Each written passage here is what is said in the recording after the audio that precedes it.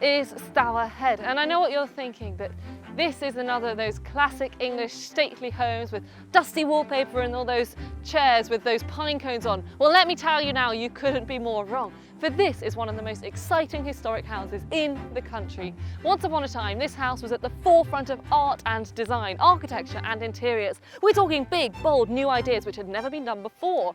This place was a hub of creativity, of experimentation, and once more it's had a pretty dramatic past, peppered with outrageous parties, terrible tragedy and even a visit from King Alfred the Great.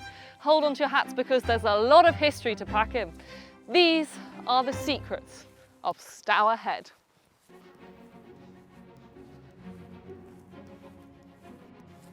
The story of Stourhead, in a nutshell, is this. The Stourton family, that's spelt S-T-O-U-R-T-O-N, were on this land since Saxon times. They were a powerful family and they built a grand manor house here, some of it funded by French prize money. And by the 1600s, visitors noticed the great open-roofed hall, which was extraordinarily large, with a high open-roofed kitchen. Where then are the remains of that magnificent manor house, or the family who lived here for 500 years? Well, I'm afraid to say there's really not much to see. All I've got for you are these effigies. We've got Edward, who was the 6th Lord Stourton, lying recumbent here in a suit of armour, and his wife Agnes, and they're located near the altar in Stourhead Church. You see, the Stourtons were staunch Catholics, and they paid the price, for it made almost every part of their life difficult. By the 18th century, they'd fallen on hard times and faced financial ruin. And so the days of the Stourton family on this land were over. In 1717, the estate was bought by a family who had a fair bit of cash to splash. It was the dazzlingly wealthy banking family, the Hores of Fleet Street. That's Hores spelt H-O-A-R-E. Thank you very much. The Hoare family, over several generations, really put their stamp on this place. They demolished the old manor, doing such a good job that we genuinely have no idea where it is today. In its place, they built a vast Palladian country house and packed it with art. And they completely re-landscaped the place too, creating lakes, adding in temples and grottos and follies here, there and everywhere. So everything you see today at Stourhead began with the most formative of experiences, the gap year, or at least the 18th century version of one. It was common in the 1700s for wealthy young men to head out on what they called a grand tour. They travel around Europe, particularly Italy and Greece, to admire the art of the Italian Renaissance and the remains of the ancient Greek and Roman worlds.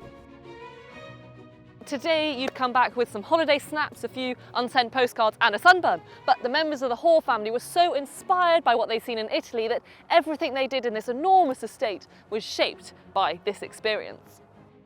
First up, the house is built in the Palladian style. That's copying the architectural theories of the 16th century Italian Palladio. So it's very symmetrical, it's very grand with these great columns and a classical temple shape in the centre of the facade, but it's also quite simple. Palladio would have loved it. Mi amore. And inside, the house is packed with hints to the classical past. This, if you hadn't already worked it out, is the library, and it was built in 1792. This painted window, also known as a lunette, is a version of the famous fresco in the Vatican, the School of Athens by Raphael, showing all the big thinkers of the ancient world. And look at this magnificent desk. It's got all these tiny heads showing some classical figures and even some from the ancient Egyptian world. Even this carpet uses a design from a Roman tiled pavement, and if you look up, it's reflected in the barreled ceiling too.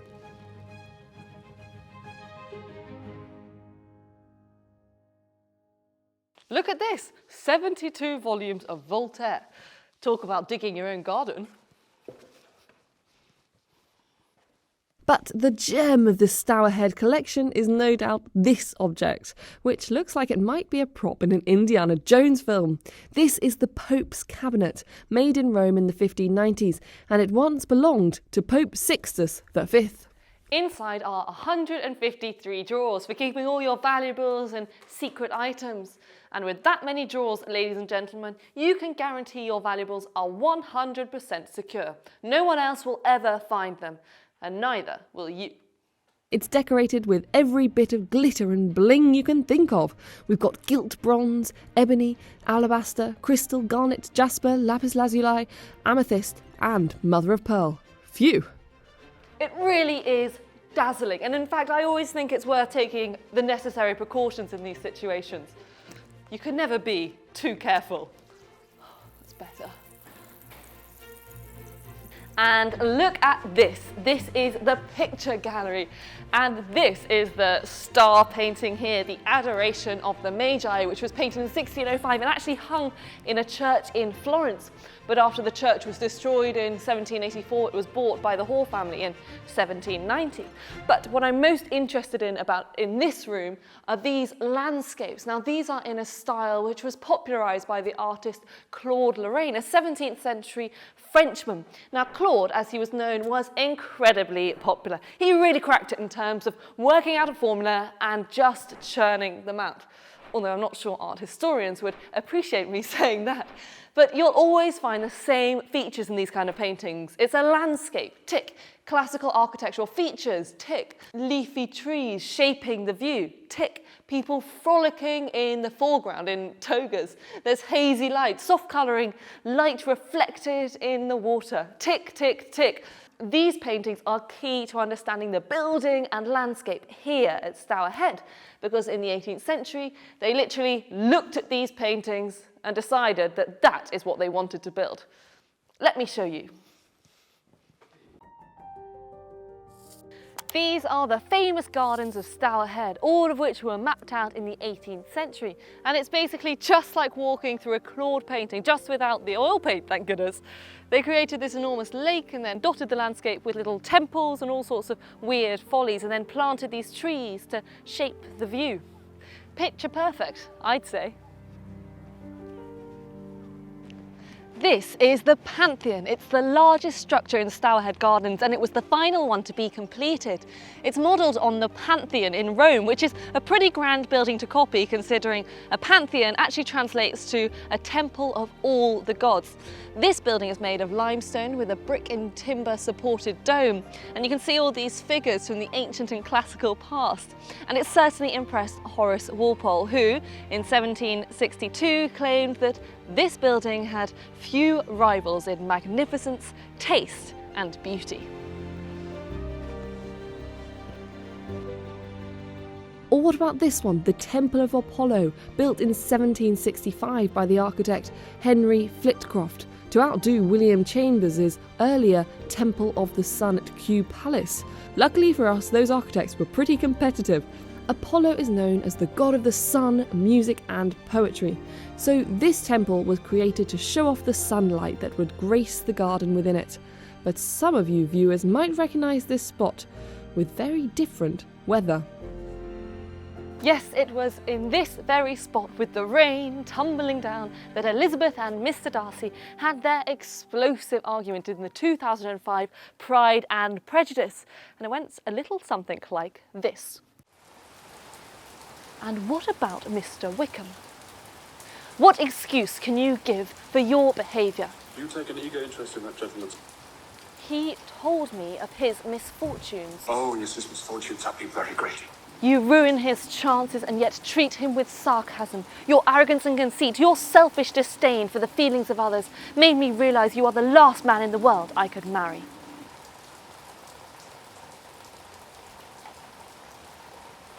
Forgive me, Matt, for taking up so much of your time.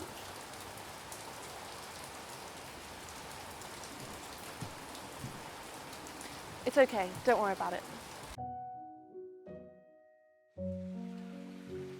This is the grotto, which was yet again inspired by Italy, when in the blazing heat of those Italian summers, they built these grottos to cool off. It's got this statue of Neptune, very apt as he's the god of the seas, the god of water, and then there's this statue of Ariadne inside, reclining. But I love this. Instead of a sign that says, "Quiet, please," they've inscribed this poem by Alexander Pope, which reads, "Nymph of the grot, these sacred springs I keep, and to the murmur of these waters sleep. Ah, spare my slumbers, gently tread the cave, and drink in silence, or in silence leave." So you get the idea. The garden is like stepping back into a classically inspired painting. But back to the house, we've still got lots to discover.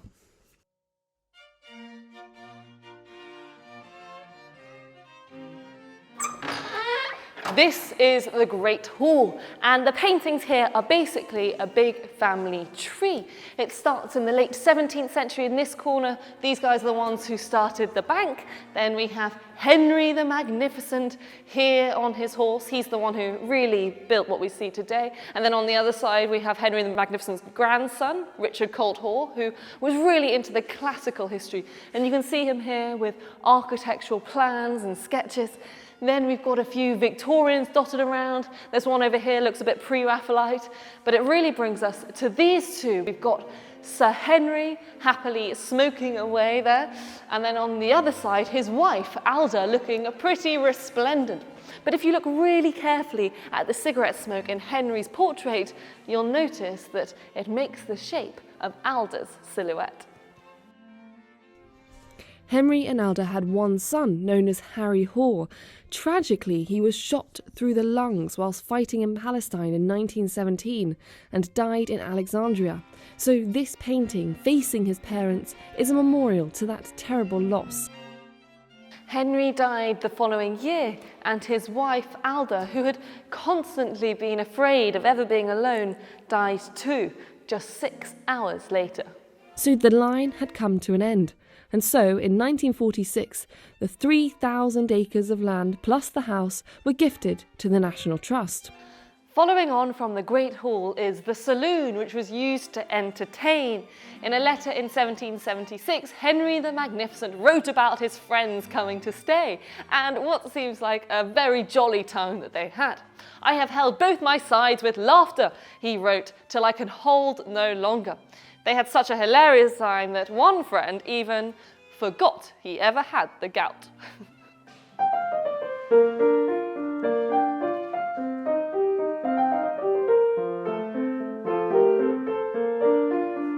Stop! You caught me playing Mozart.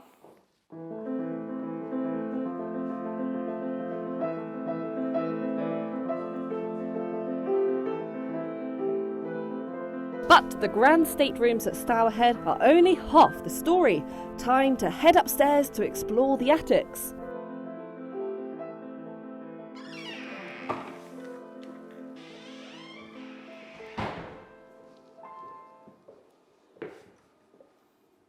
This is one of the servants' rooms on the top floor of Stourhead. The youngest and most junior female servants really shared attic bedrooms. Their rooms were simply furnished with a hygienic metal bed, a washstand jug and slop bucket.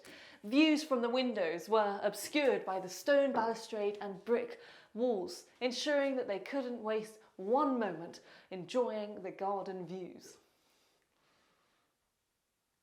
There are all sorts of really interesting rooms here. We've got a research room, a textile store, but this room at the end is the furniture store, as you can see. So these are all the items which aren't on display downstairs.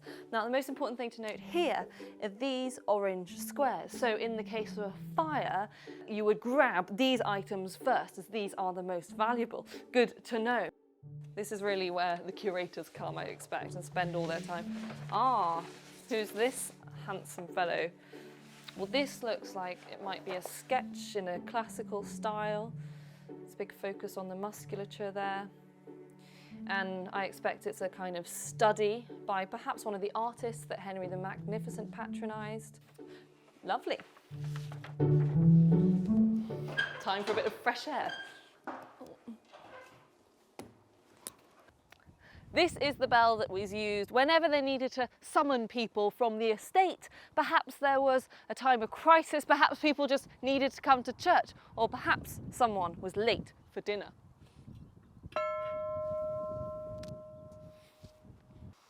Now, I know we've talked a lot about being inspired by the classical world, but in the late 18th century there was also growing interest in the medieval world, a romanticised view of knights in shining armour, of fair maidens and round tables. And whilst it didn't really get going until the Victorian age, the halls were, as ever, ahead of the game. And the best place to see this is out there in the garden. Let's go and have a look.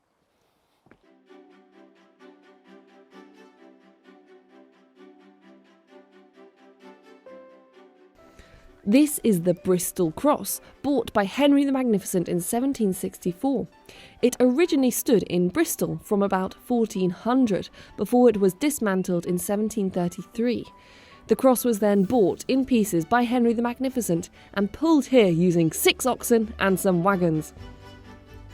We've got all the big names of history here, a bit like looking at one of those historical wooden rulers.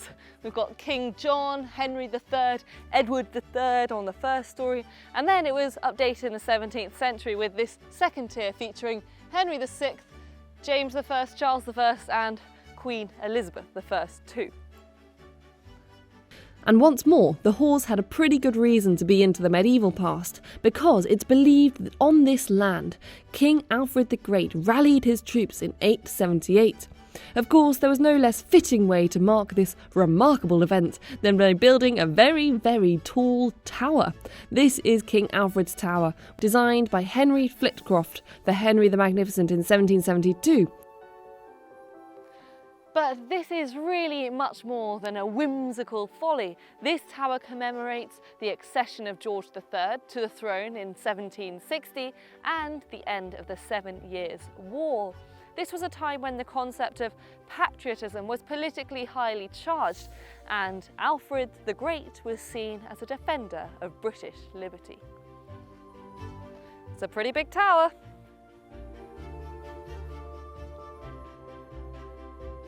And it's got some pretty spectacular views at the top.